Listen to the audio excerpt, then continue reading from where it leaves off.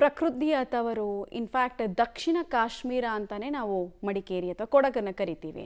ಆದರೆ ಈ ಪ್ರಕೃತಿಯ ಒಡಲನ್ನು ಬಗೆಯುವಂತಹ ಕೆಲಸವನ್ನು ಗಣಿಗಾರಿಕೆಯ ರೂಪದಲ್ಲಿ ಕೆಲವರು ಮಾಡ್ತಿದ್ದಾರೆ. ಇದಕ್ಕೆ ಇನ್ಫ್ಯಾಕ್ಟ್ ಅಧಿಕಾರಿಗಳು ಸಾಥ್ ಕೊಡ್ತಾ ಇದ್ದಾರಂತೆ. ಈ ಅನುಮಾನ ಬರೋದಕ್ಕೆ ಏನು ಕಾರಣ, ಯಾವ ಸ್ವರೂಪದಲ್ಲಿ ಪ್ರಕೃತಿ ಮೇಲೆ ಪ್ರಹಾರ ಮಾಡಲಾಗ್ತದೆ ಅನ್ನೋದರ ಡೀಟೇಲ್ಸ್ ಇದೆ, ನೋಡೋಣ. ಪ್ರಕೃತಿ ತವರಲ್ಲಿ ಅಕ್ರಮ ಗಣಿಗಾರಿಕೆ. ಪಬ್ಲಿಕ್ ಟಿವಿ ಬೆನ್ನಲ್ಲೇ ಅಧಿಕಾರಿಗಳ ಭೇಟಿ, ಅಧಿಕಾರಿಗಳಿಗೆ ಸ್ಥಳೀಯ ನಿವಾಸಿಗಳ ತರಾಟೆ. ಭೂತಾಯಿ ಒಡಲನ್ನು ಕೊರೆಯುತ್ತಿರುವ ದುರುಳರು, ನಿತ್ಯ ಧೂಳುಮಯದಿಂದ ಓಡಾಟ ನಡೆಸಲಾಗದೆ ಮನೆಯಲ್ಲೇ ಇರುವ ವೃದ್ಧರು, ಅಧಿಕಾರಿಗಳ ನಿರ್ಲಕ್ಷ್ಯದಿಂದ ನಮಗೆ ಈ ಪರಿಸ್ಥಿತಿ ಎಂದು ಆಕ್ರೋಶ ಹೊರಹಾಕುತ್ತಿರುವ ಗ್ರಾಮಸ್ಥರು. ನಿಮ್ಮ ಪಬ್ಲಿಕ್ ಟಿವಿ ವರದಿ ಮಾಡಿ 1 ತಿಂಗಳ ಬಳಿಕ ಊರಿಗೆ ಆಗಮಿಸಿದ ಅಧಿಕಾರಿಗಳಿಗೆ ತರಾಟೆಗೆ ತೆಗೆದುಕೊಂಡ ಗ್ರಾಮದ ಯುವಕರು. ಕೊಡಗು ಜಿಲ್ಲೆಯ ಸೋಮವಾರಪೇಟೆ ತಾಲೂಕಿನ ಯಲಕನೂರು ಮತ್ತು ಹೊಸಹಳ್ಳಿ ಗ್ರಾಮದಲ್ಲಿ ಭೂಗರ್ಭವನ್ನೇ ಇಲ್ಲಿನ ಪ್ರಭಾವಿ ವ್ಯಕ್ತಿಗಳು ಬಗೆಯುತ್ತಿರುವ ಬಗ್ಗೆ ಪಬ್ಲಿಕ್ ಟಿವಿ ವರದಿ ಮಾಡಿತ್ತು.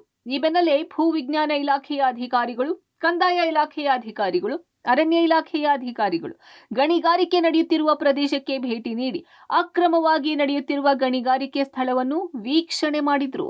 ಇದೇ ಸಂದರ್ಭದಲ್ಲಿ ಗ್ರಾಮದ ಯುವಕರು ವಿವಿಧ ಇಲಾಖೆಯ ಅಧಿಕಾರಿಗಳನ್ನ ತರಾಟೆಗೆ ತೆಗೆದುಕೊಂಡ್ರು. ಭೂವಿಜ್ಞಾನಿ ಇಲಾಖೆಯ ಅಧಿಕಾರಿಗಳು ಸರ್ವೆ ಕಾರ್ಯಕ್ಕೆ ಬಂದ ಸಂದರ್ಭದಲ್ಲೂ ಅಗತ್ಯ ದಾಖಲೆಗಳು ತರದ ಹಿನ್ನೆಲೆ ಗ್ರಾಮಸ್ಥರು ಹಾಗೂ ಇಲಾಖೆಯ ಅಧಿಕಾರಿಗಳ ನಡುವೆ ಮಾತಿನ ಚಕಮಕಿ ನಡೆಯಿತು.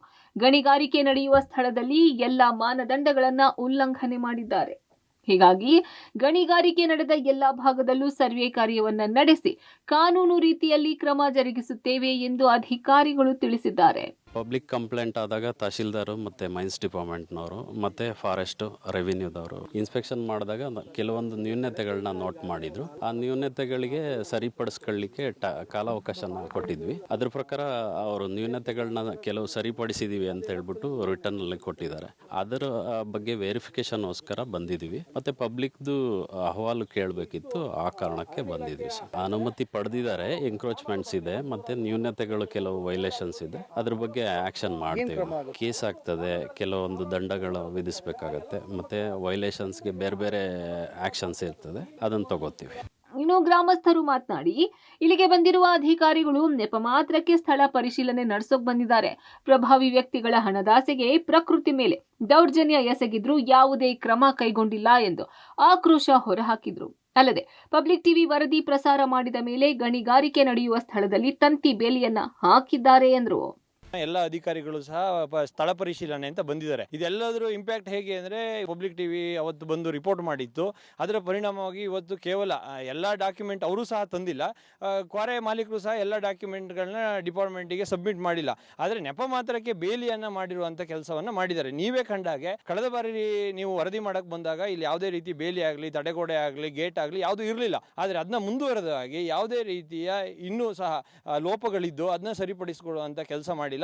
ಹಾಗಾಗಿ ಮುಂದಿನ ದಿನಗಳಲ್ಲಿ ಇದನ್ನ ವರದಿ ಪ್ರಸಾರ ಆದ್ಮೇಲಾದ್ರೂ ಎಚ್ಚೆತ್ತುಕೊಳ್ತಾರ ನೋಡ್ಬೇಕು. ನಮ್ಮ ಆಗ್ರಹ ಇರೋದು, ಏನು ಅಕ್ರಮ ಎಸಗಿದ್ದಾರೆ ಅವ್ರ ವಿರುದ್ಧ ಕ್ರಮ ಆಗಬೇಕು, ಅವ್ರ ವಿರುದ್ಧ ಪ್ರಕರಣ ದಾಖಲಾಗಬೇಕು, ಅವ್ರ ವಿರುದ್ಧ ಕಾನೂನು ಪ್ರಕಾರ ಏನು ಶಿಕ್ಷೆ ಆಗಬೇಕು ಅವ್ರಿಗೆ ಅದಾಗಬೇಕು. ಮತ್ತೆ ಏನು ತೆರಿಗೆ ವಂಚನೆ ಮಾಡಿದ್ದಾರೆ, ಆ ತೆರಿಗೆ ಏನು ವಂಚನೆ ಮಾಡಿದ್ದಾರೆ ಅದೆಲ್ಲವೂ ಸಹ ಸಂಗ್ರಹ ಆಗಬೇಕು. ಒಟ್ನಲ್ಲಿ ಈ ಗ್ರಾಮದಲ್ಲಿ ಹಲವಾರು ವರ್ಷಗಳಿಂದ ಅಕ್ರಮವಾಗಿ ಗಣಿಗಾರಿಕೆ ನಡೀತಾ ಇದ್ರು. ಇಲಾಖೆಯ ಅಧಿಕಾರಿಗಳು ಮಾತ್ರ ಜಾಣ ಕುರುಡರ ಹಾಗೆ ವರ್ತನೆ ಮಾಡ್ತಾ ಇರುವುದು ಸಾಕಷ್ಟು ಅನುಮಾನಗಳಿಗೆ ಕಾರಣವಾಗಿದೆ. ಅಲ್ಲದೆ ನಿತ್ಯ ಭಾರಿ ಸ್ಫೋಟಕಗಳನ್ನ ಬಳಕೆ ಮಾಡ್ತಾ ಇರೋದ್ರಿಂದ ಮೀಸಲು ಅರಣ್ಯ ಪ್ರದೇಶದಲ್ಲಿ ಇರುವ ವನ್ಯಜೀವಿಗಳು, ಕಾಡಾನೆಗಳು ಗ್ರಾಮದ ತೋಟ ಮತ್ತು ಕೃಷಿ ಭೂಮಿಗೆ ತೆರಳಿ ಇಲ್ಲಿನ ಜನರ ಬದುಕನ್ನೇ ಸರ್ವನಾಶ ಮಾಡುತ್ತಿದೆ. Mallikarjun, public TV, Madikeri.